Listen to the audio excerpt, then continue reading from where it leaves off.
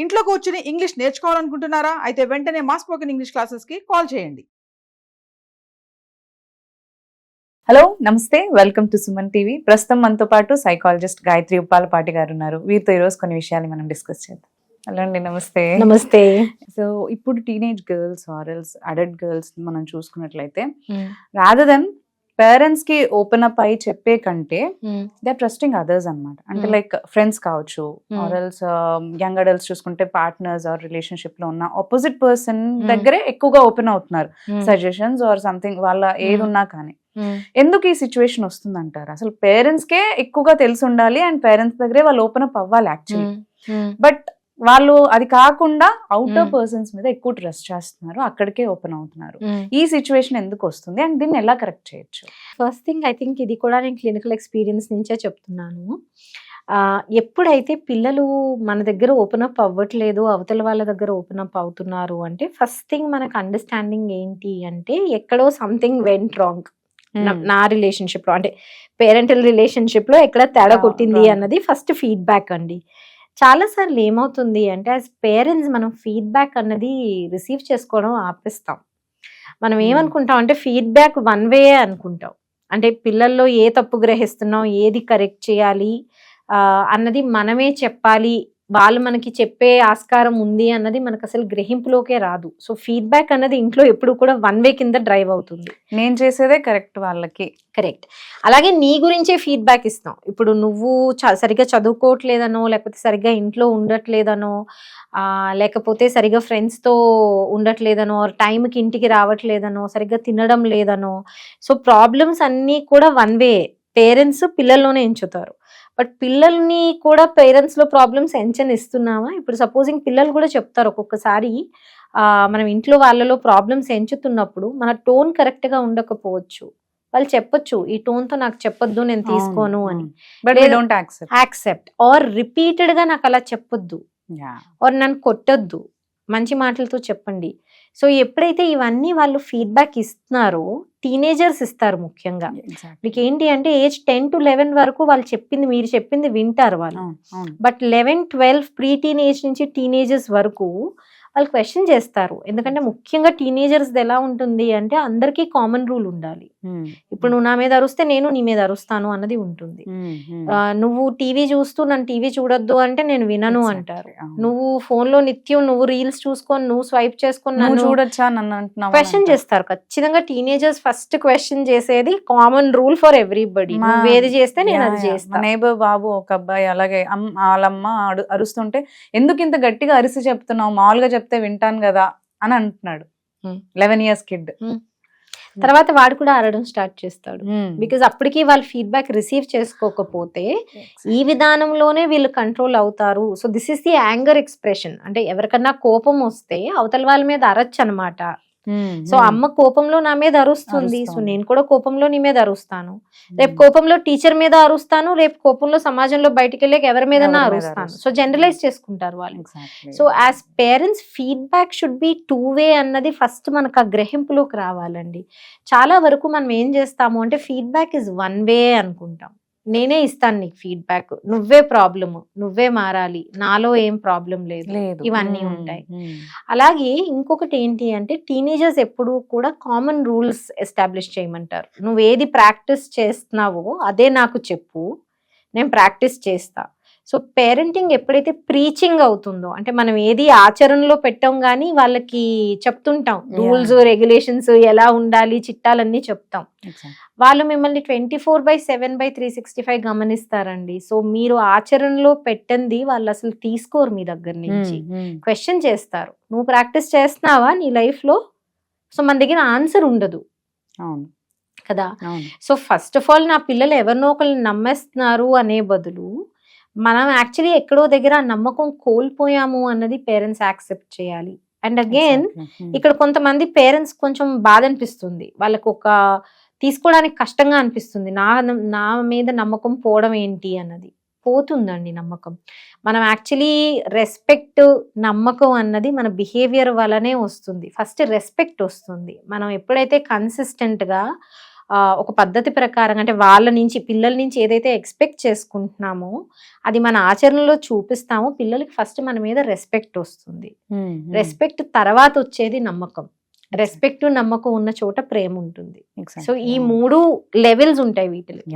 So ప్రేమ లేదు, అవతల వాళ్ళనే నమ్మేస్తున్నారు, అసలు నేను తల్లన్న ప్రేమ లేదు, తండ్రన్న ప్రేమ లేదు, తల్లంటే గౌరవం లేదు, తండ్రి అంటే గౌరవం లేదు, ఇలాంటివి వింటాం మనం. సో ఇవి వస్తున్నాయి అంటే ఖచ్చితంగా నేను ఎక్కడో నా బిహేవియర్ లో తప్పు వెళ్ళాను, తప్పటడుగు వేసాను అన్నది పేరెంట్స్ ఫస్ట్ యాక్సెప్ట్ చేయాలి. అది కష్టమే ఒక ఇంత యాక్సెప్ట్ చేయడానికి, అంత ఈజీ అనను. బట్ ఎప్పుడైతే మనం అది ఈజీగా యాక్సెప్ట్ చేయగలుగుతున్నామో, బికాస్ యాజ్ పేరెంట్స్ మీరు హ్యూమనే కదండి, తప్పులు చేస్తారు. ఎప్పుడైతే మీరు యాక్సెప్ట్ చేయగలుగుతారో రిలేషన్షిప్ ఏ స్టేజ్ లో అన్నా మెండ్ చేయొచ్చు, రిపేర్ చేయొచ్చు. మీరు ఎప్పుడైతే అది యాక్సెప్ట్ చేయలేరో, నా వలన ఏ తప్పు చేయలేదు కానీ పిల్లల్లో ప్రాబ్లం వచ్చేసింది, నా వలన ఏది జరగలేదు, ఇంట్లో మేము అన్ని ఇచ్చేసాం, అన్ని ఇవ్వడం కూడా ప్రాబ్లమే, ఎక్సెస్ ఇచ్చేసారేమో. సో ఇవన్నీ కూడా ఖచ్చితంగా పరిశీలించుకోవాల్సిన విషయాలే. ఇంకొకటి ఏంటి అంటే యుక్త వయసు వచ్చిన తర్వాత అప్పుడు వరకు మీ దగ్గర అన్నీ చెప్పే పిల్లలు చెప్పాలనుకోరండి. బికాస్ కొంత సైకలాజికల్ గా వాళ్ళు కూడా చేంజ్ వస్తుంది. యుక్త వయసు టీనేజ్ లో వాళ్ళకి ఫ్రెండ్స్ అన్నది ఇంపార్టెంట్ అవుతారు.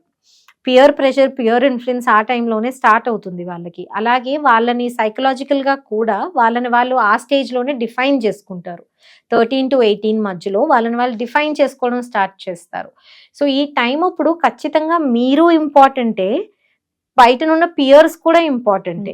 సో ఎప్పుడైతే పియర్స్ ఇంపార్టెంట్ అయిపోతారో, అంటే ఫ్రెండ్ గ్రూప్ ఇంపార్టెంట్ అయిపోతారో, తల్లిదండ్రులు ఇన్సెక్యూర్ అయిపోవడం స్టార్ట్ అవుతుంటారు. అరే వాళ్ళకి ఎక్కువ ఇంపార్టెన్స్ ఇస్తున్నారు, వాళ్ళు చెప్పినట్టు వినేస్తున్నారు, అసలు మాకు వాల్యూ లేదా, ఇవన్నీ క్వశ్చన్ చేసేసుకుంటారు. ఇక్కడ మీరు అర్థం చేసుకోవాల్సింది ఏంటంటే అది నార్మల్ ప్రాసెస్ ఆఫ్ గ్రోత్. మీ పిల్లలు ఎప్పుడైతే మీకే అలా అటాచ్డ్ అయిపోతారో, రేపు వాళ్ళు వర్క్ ప్లేసెస్ లో ఎలా పనిచేస్తారండి, మ్యారేజ్ అయిన తర్వాత మిగిలిన ఇళ్లలో వాళ్ళు ఎలా ఫంక్షన్ అవుతారు.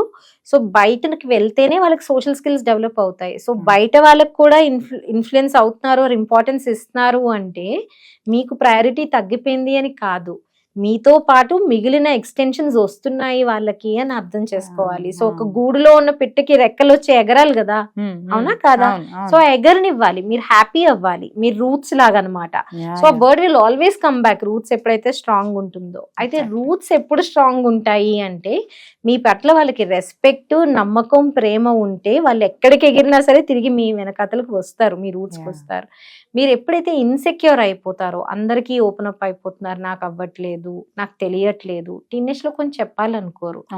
మీకు ఏదైనా తెలుస్తుంది until and unless me values, ఇంటికి వాల్యూస్ ఏవైతే ఉన్నాయో వాటికి అగేన్స్ట్ గా ఏమైనా బిహేవ్ చేస్తున్నారు అంటే అలర్ట్ అవ్వాలి. కానీ వాళ్ళు ఫ్రెండ్స్ తో ఏదో షేర్ చేసుకుంటున్నారు, మీకు అది చెప్పట్లేదు, that's absolutely fine. So value clashes అవుతేనే అలర్ట్ అవ్వండి. అప్పటి వరకు వాళ్ళు మీతో షేర్ చేసుకోవట్లేదు, ఫ్రెండ్స్ తో క్లోజ్ అవుతున్నారు, అబ్సల్యూట్లీ ఫైన్. ఆ ఏజ్ కి అదే జరగాలి.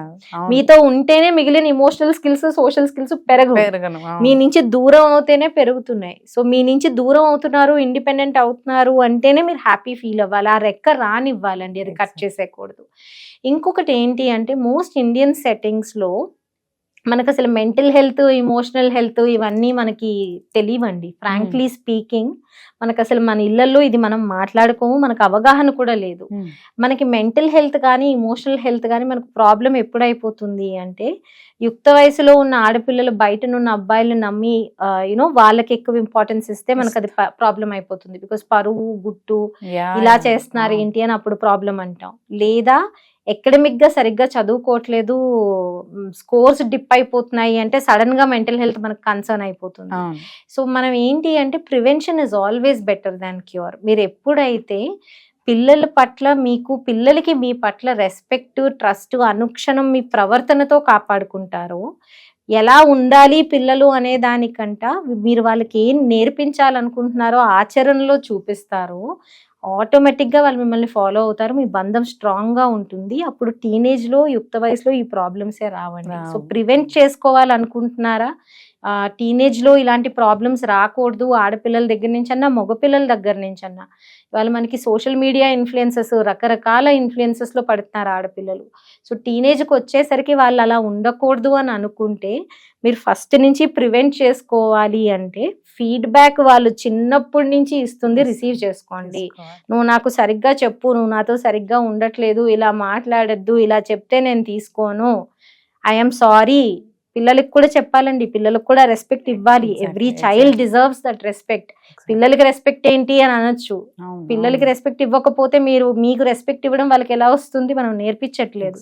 So child deserves that respect. వాళ్ళు ఎప్పుడైతే నో చెప్తున్నారో, ఇలా ఉండొద్దు అని మీ గురించి ఫీడ్బ్యాక్ ఇస్తున్నారో, మీరు ఎప్పుడైతే చక్కగా రిసీవ్ చేసుకునే యాక్షన్ చూపిస్తారో వాళ్ళకి మీ మీద రెస్పెక్ట్ ఉంటుంది, నమ్మకం ఉంటుంది, ప్రేమ ఉంటుంది. ఆటోమేటిక్ గా మీకే వచ్చి అన్ని చెప్తారు. అది ఆ స్టేజ్ లో మీరు ఉండాలండి, అంతేగాని ఎవరి దగ్గరకో వెళ్ళిపోతున్నారు అన్న భయంలో మీరు ఉండకూడదు. So prevention is better than cure. ఆచరించండి, ఆటోమేటిక్ గా మీరు అవాయిడ్ చేయొచ్చు అది. Exactly. Thank you. Thank you.